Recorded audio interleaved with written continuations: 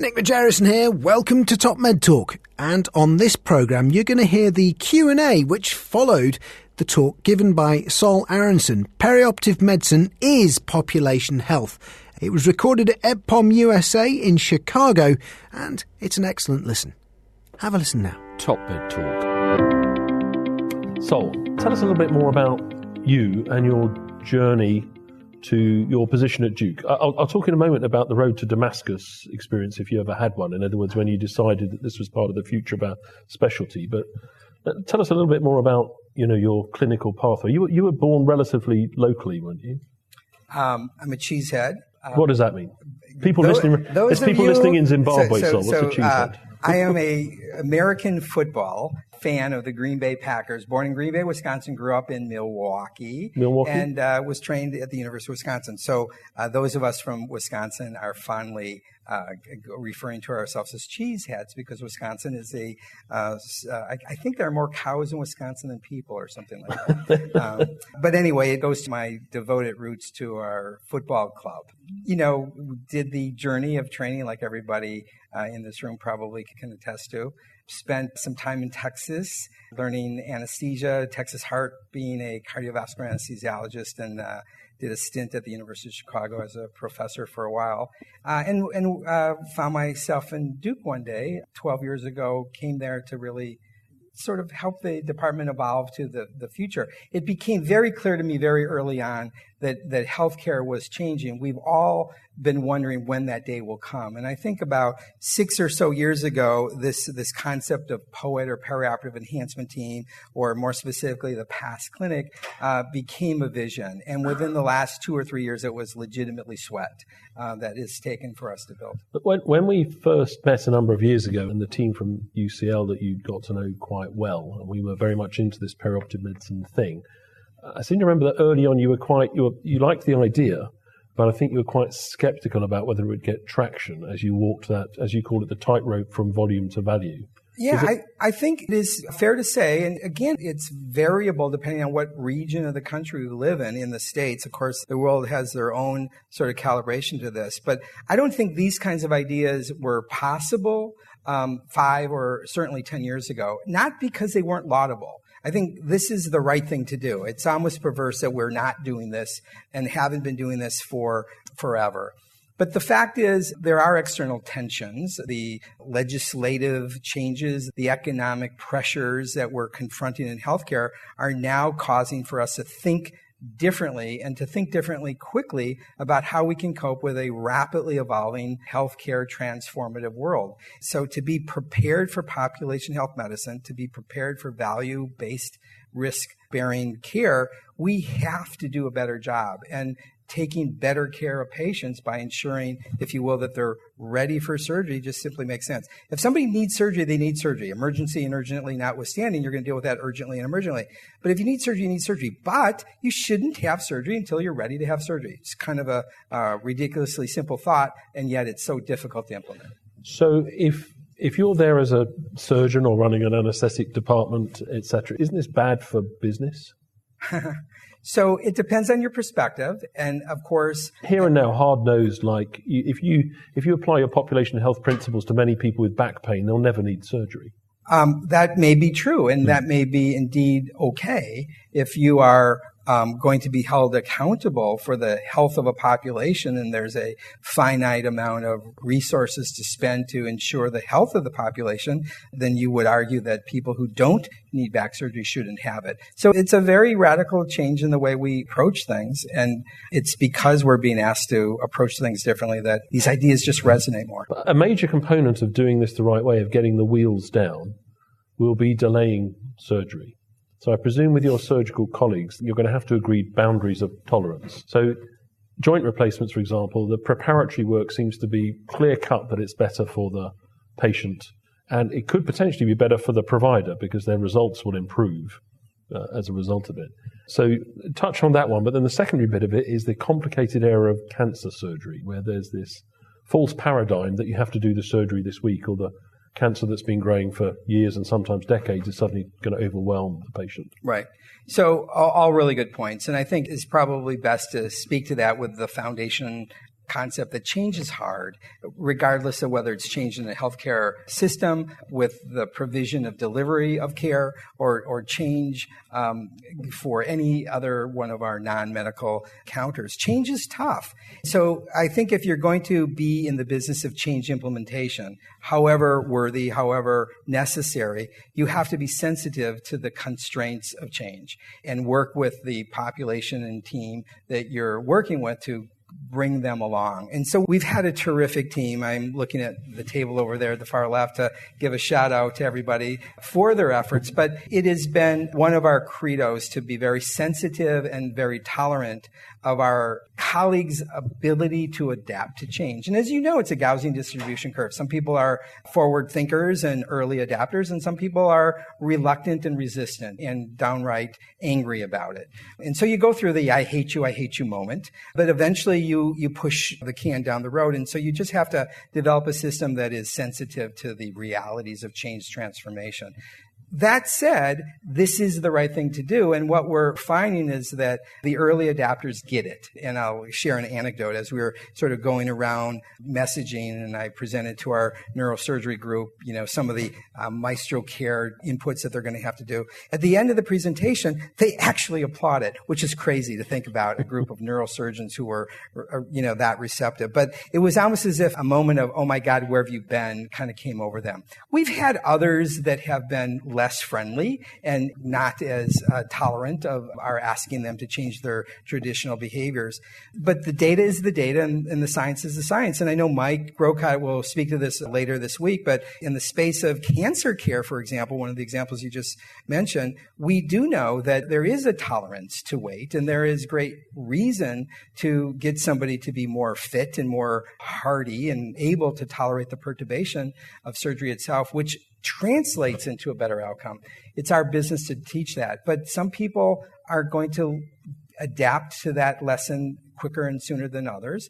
And you just have to be prepared not to force feed people to eat something before they're ready to eat it, because change transformation is a science unto itself. So last question from me. Department of Anesthesiology at Duke. How do you get your piece of the pie? So it depends on what you define by pie, of course. I think we know what we're talking about. Yeah, of course. So that's a good question. And obviously, in a fee-for-service mentality, when everybody's held accountable for their margins at the end of a year, it's simple arithmetic. And there are some things that we do that we can make the case to be reimbursed for by virtue of subsidy because of the greater value to the institutional good. There are some things that we do that are just direct contribution for our direct efforts. But we're also now, fortunately, at Duke, in a zone of understanding that it's not just contribution margin that's going to rue the day, that it's cost avoidance that's going to separate the survivors from the non-survivors. And so there's an investment, there's an institutional investment in this program in order for the institution to survive in a cost avoidance world, which is to say a world where value-based medicine is important. And we are recognized as the contributors to that cost avoidance calculus. So, Dr. Fleischer, I think you've got a lavalier microphone on there. We're transitioning in the bundled care and a lot of our care from retrospective bundles, which means essentially you bill, and at the end they true up, and frequently it's only upside and there's rarely downside, to now upside and downside bundles in which the health system could lose money, to prospective bundles, which some of the insurers, particularly Aetna, are trying to build for about 2 to 3 years from now. So in a prospective bundled world, in which how much risk are you willing to take and bet your clinic on? Because clearly I was going to start by saying thank you for your vision and leadership in this area, but that's where it's going to become interesting. So, yeah, it's a great question, Lee, and it's obviously the $64 billion question.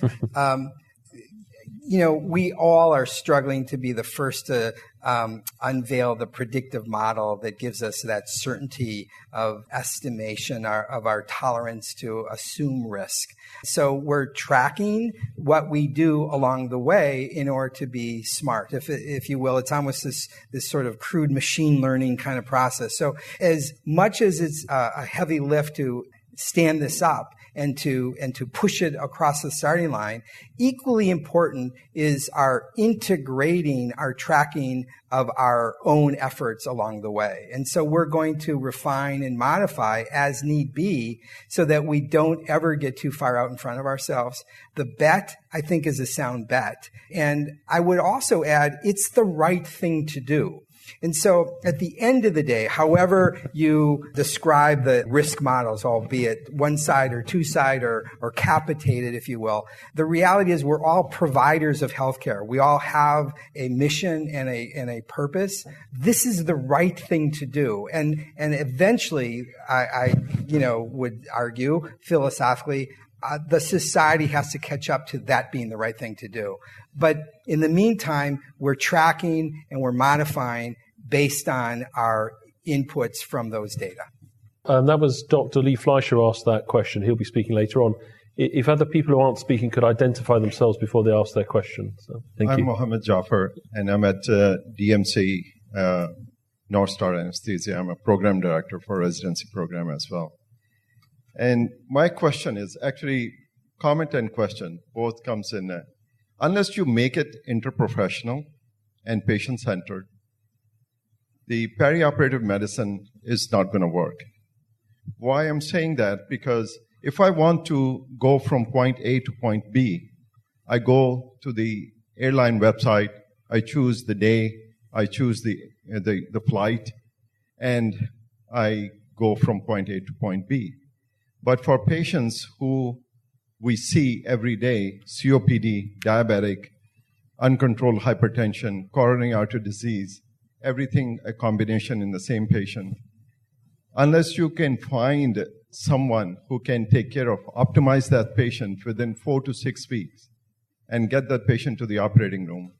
A lot of times what happens that you want your patients to be seen by a cardiologist, we depend on their schedule.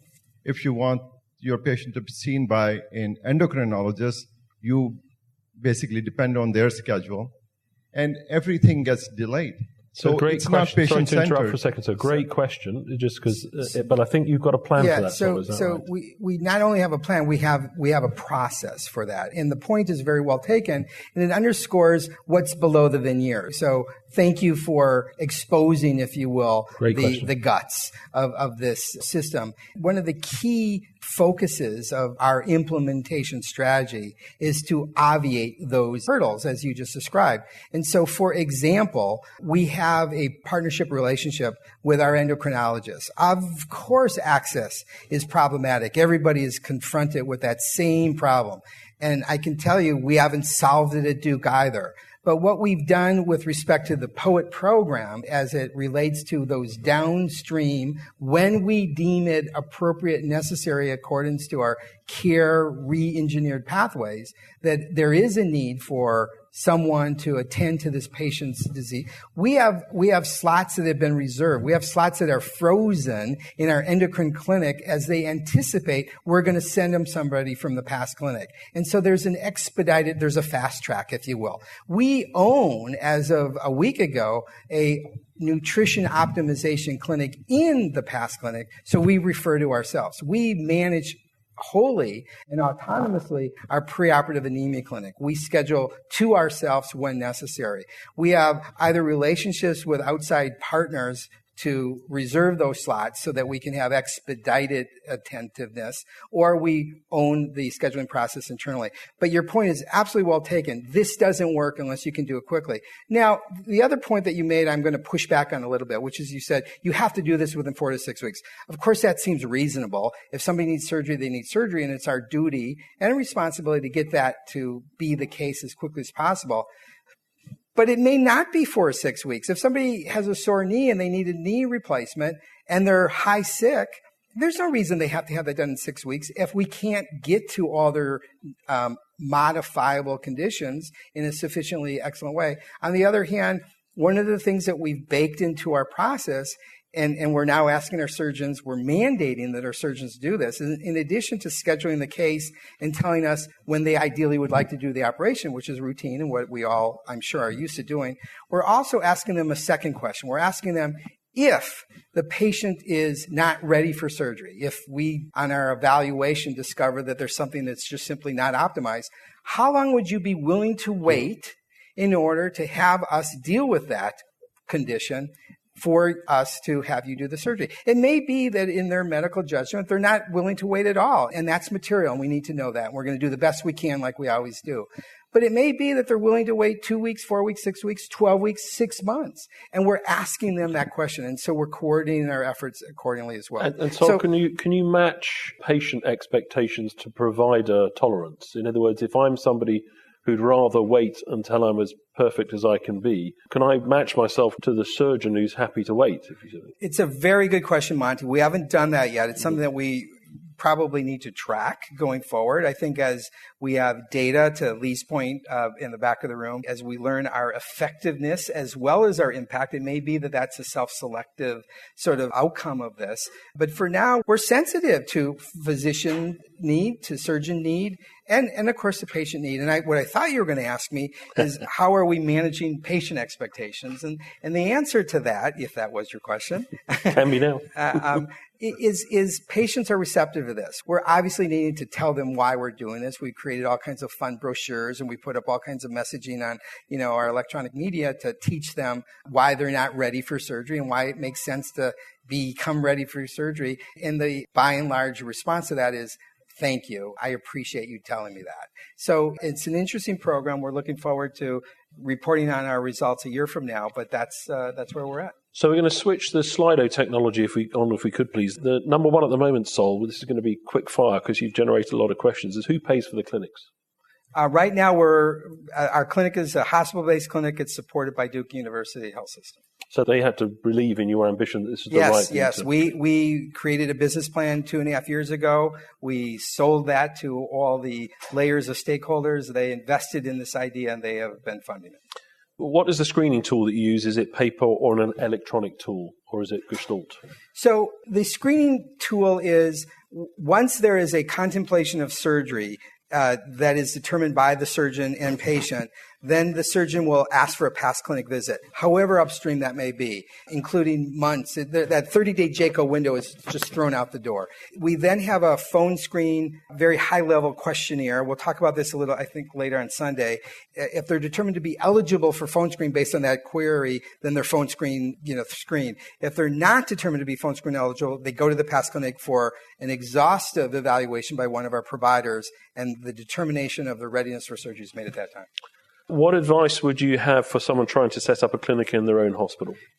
I think we staged this, and we started with a preoperative anemia clinic, and we sort of piecemeal grew this both horizontally and vertically. I think you need to do your own sort of gap analysis or figure out how you can, get a target sensitivity heat map of where your greatest needs and return are, and find partners and then build off of that. How long did it take to implement the PASS clinic?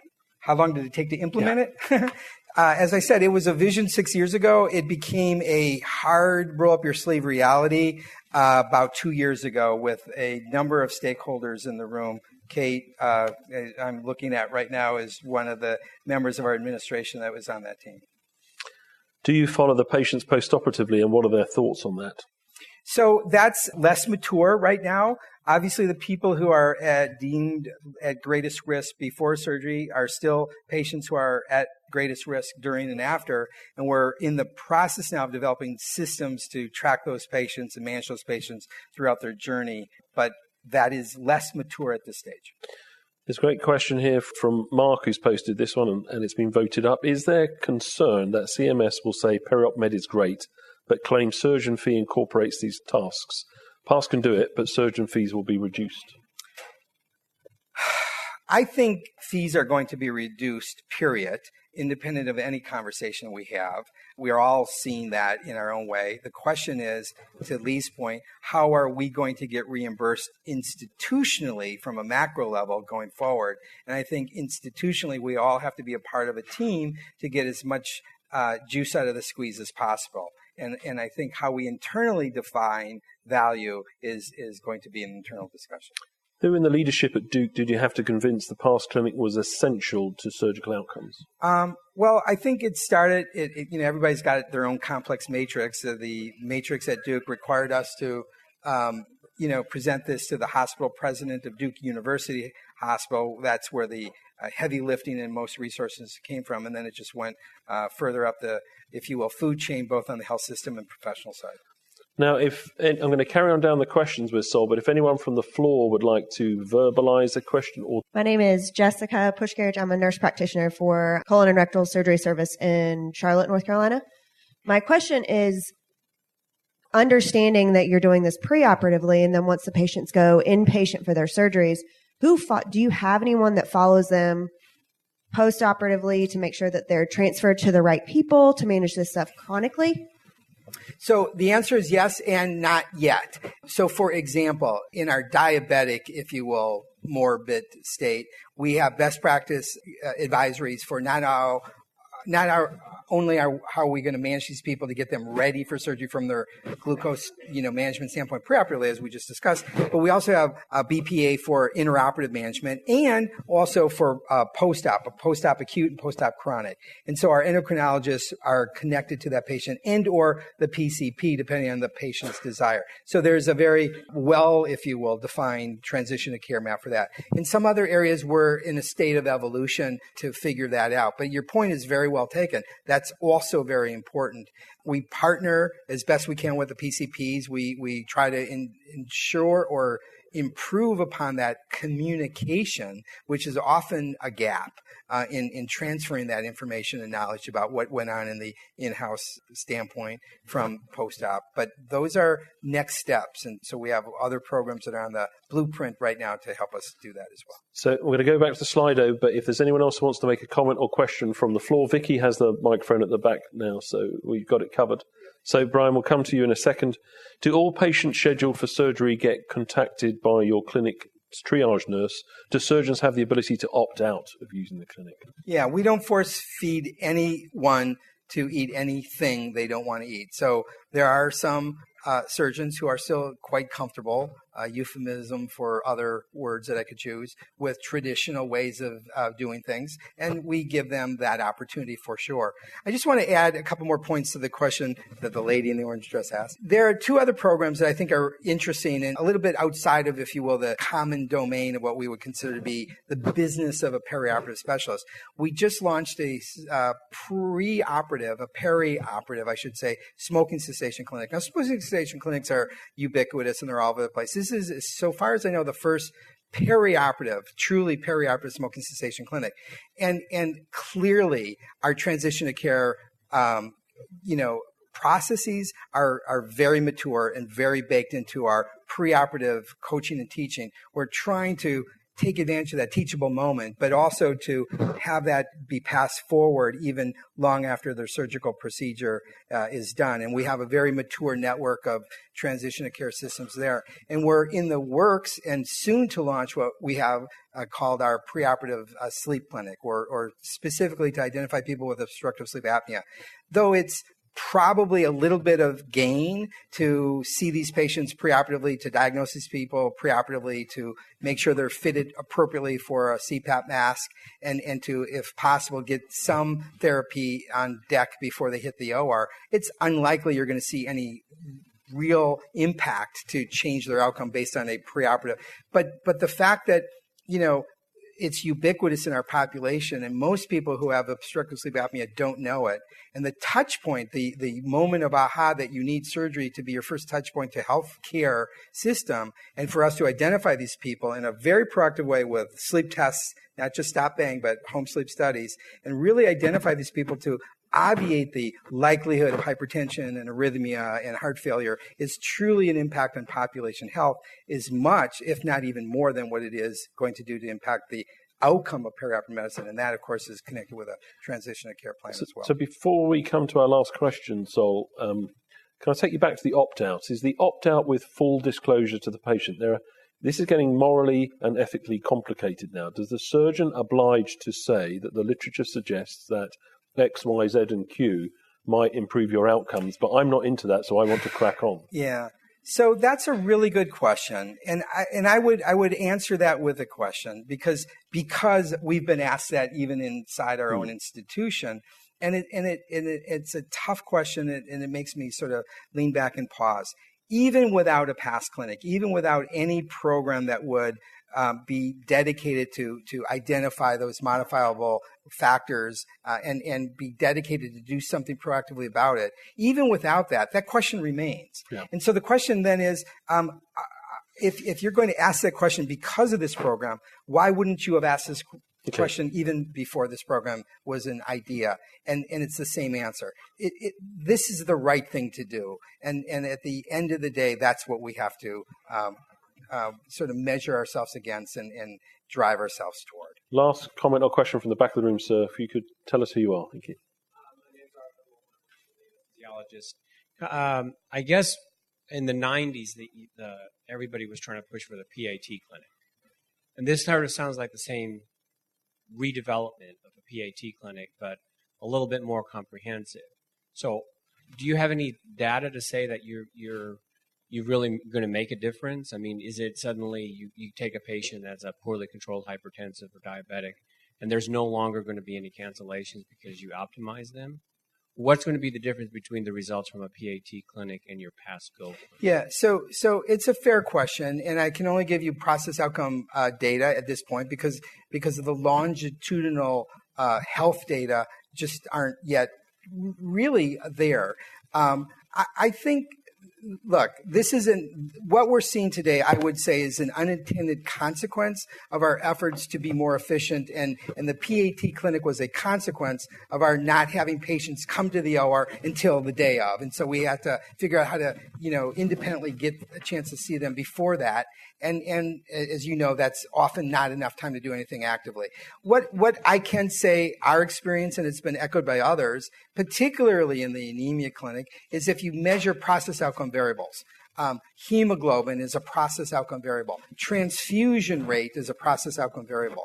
The health outcome is MI or surgical site infection or stroke, but we measure outcomes in a number of ways. We measure process outcome variables. What's the change in blood glucose? What's the change in the hemoglobin A1C? What's the change in the hemoglobin? What's the change in the rate of transfusion? We measure health economic variables. What's the length of stay? What's the readmission rate? What's the ED admission? We measure health outcomes, which is what you're asking, and we don't know those data well yet, which is, are we really changing surgical site infection incidence? And then there's patient-reported outcomes. If somebody goes home with a hemoglobin of 9 or 7, but we didn't transfuse, we congratulate ourselves. But what if she's a mother of 2 and she can't get up out of bed because her kids are crying because she's so tired, or she can't lift groceries up the stairs? What's the patient-reported outcome? We are only beginning now to scratch that surface, and so we need to measure that. And so I think the question that you ask about outcomes is critical, but I think right now we can say with certainty that the data is compelling, that we can modify for the better the process outcome variables that portend those other health outcomes based on all of our other experiences. Okay, we're out of time, Brian. Tiny question, Sol, tiny answer. Yeah, actually, just a comment. Okay. First of all, great. I know we need to transition to Lee. I want to give honor and respect to the two of you, the history of what you have accomplished and what you have done over a large period of time. I just wanted to encourage everyone in the room, for those that are here from different locations, it is natural cynicism to hear all of the stuff that's going on and say, well, that'll never work in my place. You don't know my surgeons. You don't know my scenario. Or even this has all been tried before, and what the heck is this going to be different?